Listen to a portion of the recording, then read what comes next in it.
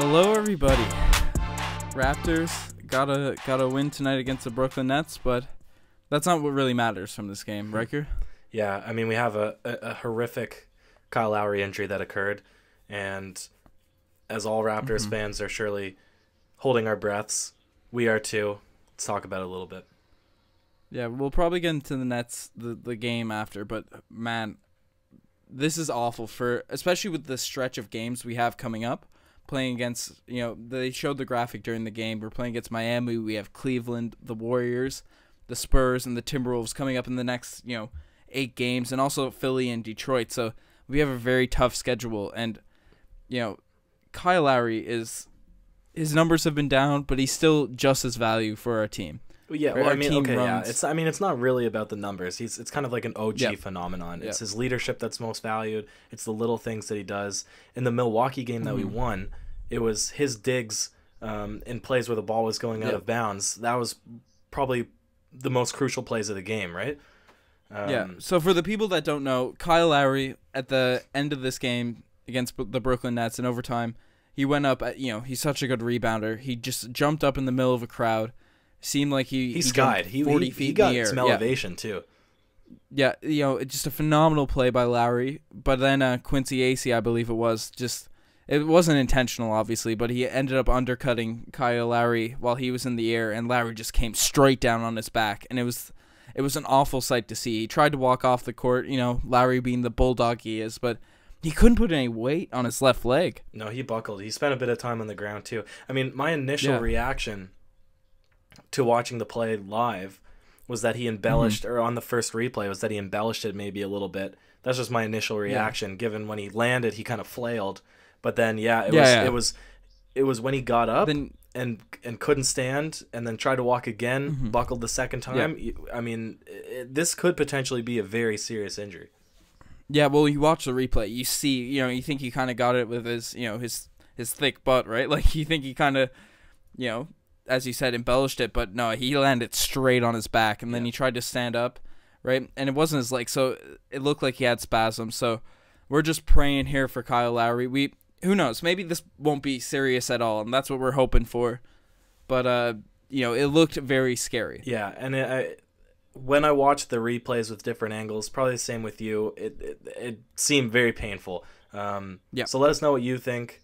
If he'll be back soon. If not, let's see if we can beat sort of the report on what his status is going to be, just with our interpretations of it. I think that it actually probably will end up being a serious injury, just given how hard and how awkwardly he fell.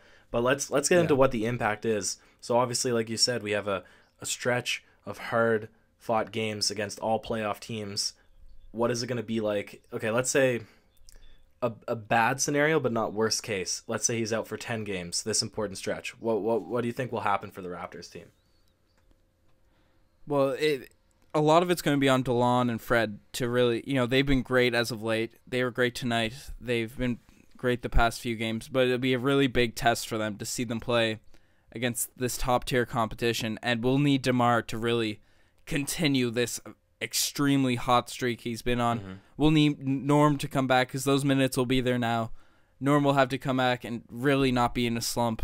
We'll need to take advantage of these minutes. It's next man up, and unfortunately it's coming at probably the worst time of the season, right? Just playing against so many tough teams. So I don't know. And even if it's nothing too serious, just the way he was walking, the Raptors are probably going to rest him for a week or so. I wouldn't want Lowry to risk any more injury. So it's, I mean, it comes at a bad time, certainly. We haven't posted this video yet, but we talked about how the Raptors really do need to finish first seed, right? Yeah. And this game, this 10-game stretch, I would argue this is when we need to get a couple of wins. Not all the wins, but we need to contend in these games, and we'd need to probably get 5 or 6 wins out of the 10. So for sure. It'll be an uphill battle, but we also talk about really often on how deep the Raptors are, probably the most deep bench in the league. So, I mean, do you think that there's realistically an opportunity to win without Lowry? I think definitely the team is capable of getting wins. We can't, when the Celtics lost Gordon Hayward. Yep. At the very beginning of the season, and then they kind of looked shook for a few games. Yep. Right? They lost the Cavs, the Bucks, and they had some really tight ones. And we all kind of thought at the very beginning, I remember me and you talking like, oh, the Celtics team isn't very good. Yep. So we, and then obviously they bounced back. But we can't get in that little shook spurt. Yep. Right? We need to really keep the gas on. We've been playing so well as of late. Just next man up, right? And I believe this year, without our two-man offense, right? Yep. We have the ball moving. Everyone's been involved all season. I think we're better equipped to deal with an injury like this because Lowry was out last year, right? Yep. And we could manage. But we obviously But at the same time, that was our back. demise. Having that injured Lowry was one of the ultimate pitfalls of the Raptors in the playoffs. Yep. That's why we were so... Well, and he was out the second half of the season. Well, exactly, yeah. But, I mean, I think that him coming back off of that injury was why it was kind of a shaky Milwaukee series, why we didn't get our rhythm with the Cleveland series. So we're all hoping that he comes back as soon as possible. Mm-hmm. But let's say, and you're right, Norm is going to have more minutes now. This is a hot topic. This will be a good test to see what we should do with him, whether we should send him back to the D-League, whether we should give him more minutes, take away minutes from Fred or from DeLon, or, it'll be a good test to see what his role actually is on the team if Lowry's out. So hopefully we'll see Storm and Norman, but not Norm of as of late. Sad Norman. Yeah. All right, but let's talk worst case scenario really quick. Let's say this is a serious injury. Lowry's out for a substantial amount of time. What do you think that the outcome of this season would be for the Raptors? Well, it's really tough to say because we don't know how players, as we've said, will react to the new roles, really. Because, like, DeLon, he's never really played starters minutes, right? Even when Lowry's out last year, it was Corey Joseph who stepped in for the starting role. And I think he's well equipped for it, and I think he can do it. So if DeLon plays well, and obviously Fred is going to give you Fred. He won't give you everything, but he'll be consistent. So we're counting on Fred's consistency, getting those backups in minutes. And as long as we continue this offense, I think we'll still be fine. I think we'll stay in the top 3 seeds in the East. But people forget how good Kyle Lowry is, especially with his numbers down. I mean, people sleep on the whole Raptors team. Yeah, but Kyle Lowry is so good at basketball. There's no other way of putting it. And we apologize for this very somber podcast, but you can hear it. Like, Kyle Lowry is the heart and soul of our team. I think me and you agree that DeMar has eclipsed him as the best player on the team as of late, as of the end of last season, and definitely throughout this one. But Lowry's still our bulldog. He's still the guy that runs our engine. So well, that's it. He's the spirit of the team. He's the vocal leader. So it will be different if he has to miss a couple of games. So yeah, we really hope that he's all right. That if he's out, he makes a really quick recovery, because he will be missed, and it sucks to see him go down in such a way. Yeah. Well, hopefully this podcast will be irrelevant, and he's coming back next game. It was just a weird twitch or something like that. That's what we're hoping. Yep. We'll keep everyone updated on any Lowry news that we get. We'll keep on this topic because this is for sure, the Twitter, the YouTube, everything. So stay in touch with the Raptors Digest. But there was a game tonight, Riker, and it was a weird game, but the Raptors got a win. So I think we could talk about that for a little bit. Yep. Yeah. All right. What did you see? Because obviously we had a lead. This is a team we probably should have handled. They don't even have their star players, but they had people step up. I mean, Spencer Dinwiddie played good, but it's still we let a lead slip. Yeah. Well, DeMar was phenomenal all night. Jonas was great. And Lowry was playing awesome as well. DeMar had 35 points. Jonas had 21 and 13. And Lowry, before he got hurt, was 18, 11, and 5 rebounds. So, our top guys were playing like our top guys. Even Serge had 11 and 12, right? So, it was, honestly, the whole game, it looked like we had in hand. Even when the Nets went on runs, they were playing very inspired basketball. As you said, Dinwiddie was had a really good game tonight. But it seemed like in the last 2 minutes of the game, we kind of just thought we had it, right? And then we stopped playing defense.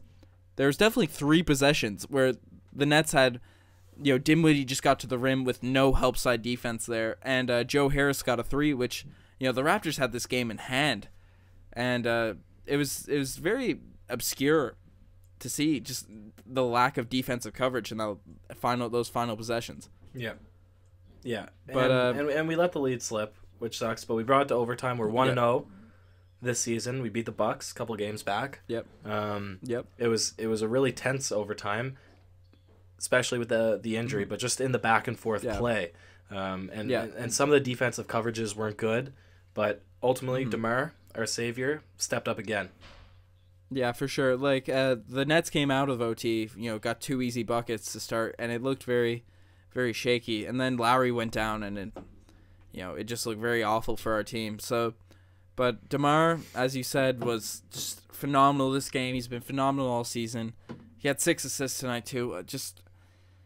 DeMar, there's no better DeMar DeRozan. I've never seen DeMar play even close to where he's been as of late, and honestly, it might be interesting to see how he plays as the marquee, the definitive number 1 guy, like the only all-star on the court. So yeah, I don't know. Now, I mean, it would be interesting to see. Now here's a question. I mean, we've all seen DeMar's game develop, but he's always been overlooked. I mean, it's probably because he's on the Canadian basketball team. I mean, clearly he's not getting the respect he deserves. But do you think that this is the year that could be a turning point for the rest of the league, seeing what true potential he has, and maybe even put him in consideration for most improved player? Votes? Yeah, I mean MVP vote. But I don't think he's going to get MVP. I mean, he's overlooked enough that we can both agree he's not. I mean, he's up there in the voting, but I think ultimately they're going to give it to James Harden or Kevin Durant. But do you think that most improved player is something that they I mean, I think that would be good recognition for DeMar at least. Yeah, well, I definitely think he's improved, but since his stats went down, you know what I mean? Because he was averaging 27 and, just putting up crazy numbers last season. So they often, I think we all agree, and people that watch Raptors games know he's improved greatly, especially with the 3-point shot. DeMar could be in the consideration, but I don't think he has any chance of that award because, the numbers... Yeah, they normally look for something more dramatic. Yeah, you look at the box score, and it looks like he regressed, which isn't the case. But, But this could be a shot for DeMar to really prove himself, right? Get him that individual respect. Because if the Raptors win games, have big wins over the stretch without Kyle Lowry, that would be, a very high feat for DeMar and would be very impressive.